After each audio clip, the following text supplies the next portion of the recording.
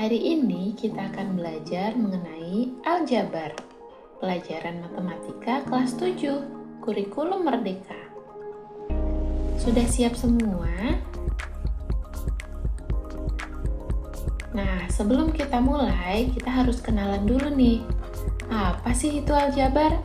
Aljabar adalah bentuk matematika yang penyajiannya memuat variabel atau peubah untuk mewakili bilangan yang belum diketahui. Dalam aljabar ini, kita akan mengenal beberapa unsur. Ada suku, koefisien, variabel, dan juga konstanta. Sekarang kita pelajari satu persatu ya. Suku adalah bentuk-bentuk yang dipisahkan oleh tanda penjumlahan, pengurangan, perkalian, ataupun pembagian. Contohnya, ketika kita melihat ada angka 2x, itu artinya terdiri dari satu suku, 2x. Belum ada tanda tambah, kurang, kali, atau bagi ya. Namun, pada 2x tambah 9, ini terdiri dari dua suku. Ada suku pertama 2x, suku kedua 9. Pemisahnya adalah tanda tambah. Jadi, adik-adik sudah bisa membedakan satu suku, dua suku, tiga suku, dan selanjutnya. Suku ini ada yang disebut suku sejenis. Ada juga suku tidak sejenis. Maksudnya suku sejenis adalah sukunya sama. Jadi sama-sama X. Jadi 2x, 4x, 5x, 6x. Itu berarti antara 2x dengan 4x dan juga dengan 5x dan 6x itu sejenis, sama-sama x. Contoh lain, x kuadrat, 4x kuadrat, 6x kuadrat. Ini juga suku sejenis. Contoh dari suku tidak sejenis misalnya ketika adik-adik menemukan 2x, 4x kuadrat, 5xy. Kelihatan ya? Semuanya tidak x. Jadi si x dan x kuadrat ini ternyata tidak sejenis, walaupun sama-sama x tapi pangkatnya berbeda. Jadi dia dikatakan sejenis jika variabelnya sama dan pangkatnya juga sama. Jadi walaupun sama-sama x, kita lihat dulu pangkatnya sama atau tidak. Jika sama, kita sebut sejenis. Jika tidak, kita sebut tidak sejenis. Atau contoh lain seperti 5xy. Di sini ada y, bukan cuma x. Jadi 2x dan 5xy itu tidak sejenis, meskipun sama-sama ada x-nya. Nah, sekarang kita akan bahas yang kedua, koefisien. Koefisien ini adalah angka yang ada sebelum variabel. Sedangkan variabel itu sendiri adalah huruf yang ada pada aljabar. Konstanta adalah angka yang tidak diikuti huruf. Jika kita rangkum semua unsur aljabar, kita dapat menemukan bahwa di sini Miss Sinta bikin contoh 4x tambah 7. 4 merupakan koefisien, angka sebelum si variabel ya. Jadi 4-nya adalah koefisien. X-nya adalah variabelnya. Lihat, ditandai dengan huruf. Kemudian 7 adalah konstanta, angka saja tanpa ada variabel. Oke?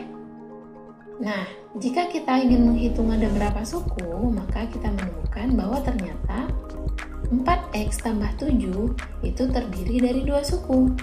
Suku pertama adalah 4x, suku kedua adalah 7, dipisahkan oleh tanda tambah.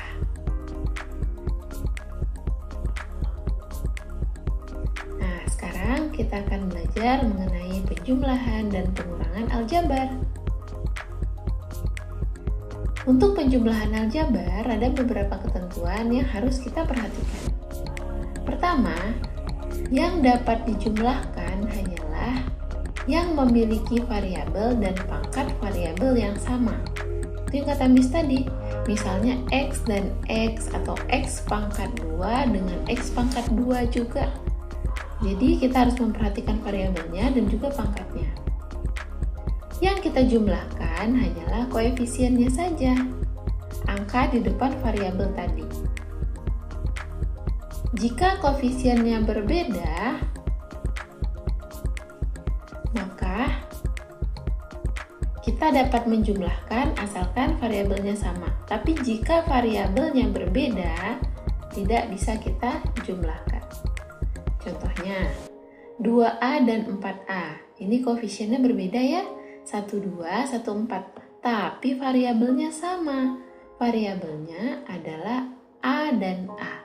Sehingga bisa kita jumlahkan. Yang kita jumlahkan adalah si angka di depan variabel. 2 dan 4. 2 tambah 4 adalah 6. Jadi 2A tambah 4A adalah 6A. Cara mengingat yang lain adalah, misalnya adik-adik, A adalah permen. Adik-adik punya 2 permen. Ditambah dengan 4 permen. Berapakah sekarang yang adik-adik punya? Maka adik-adik akan punya 6 permen. Jadi 2A tambah 4A adalah 6A. Contoh lain, di sini B, tadi A ya, sekarang variabelnya B. 3B ditambah 5B adalah 8B. Adik-adik punya 3 buku, ditambah lagi 5 buku. Maka sekarang adik-adik punya 8 buku. Bagaimana jika dalam satu soal terdapat banyak variabel yang berbeda? Contohnya di sini, 3A kuadrat ditambah 4B ditambah 2B ditambah 5A kuadrat. Jadi ada A kuadrat dan juga ada B.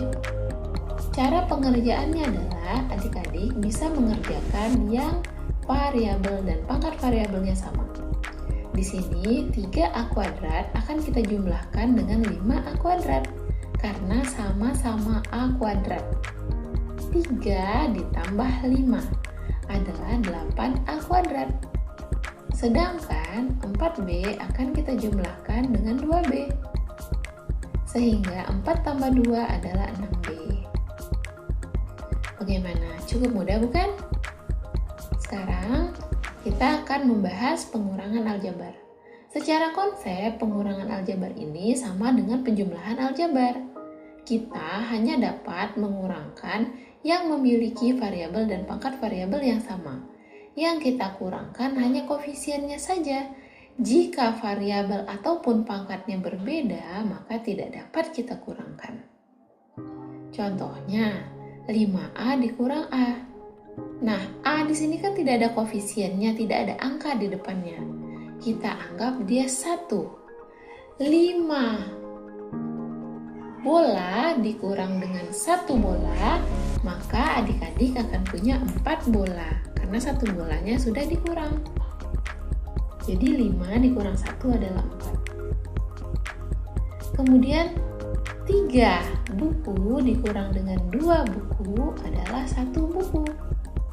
Oke, 3B dikurang 2B adalah 1B. Berarti 3B dikurang 2B adalah B. Nah, bagaimana jika ada variabel yang berbeda? Misalnya, 8A kuadrat dikurang 4B dikurang 2B dikurang 5A kuadrat. Di sini kita dapat mengumpulkan suku-suku sejenis. 8A kuadrat dengan 5A kuadrat. Di sini 5 kuadratnya tandanya kurang ya. Berarti 8A kuadrat dikurang 5A kuadrat. Hasilnya adalah 3A kuadrat.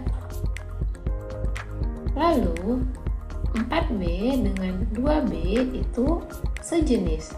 Di sini tandanya min 4B, min 2B. Jadi kita anggap saja hutang ya. Awal-awal adik-adik sudah memiliki hutang 4 buku. Kemudian hutang lagi 2 buku. Berarti sekarang adik-adik hutang 6 buku. Jadi min 4B dikurang 2B itu min 6B.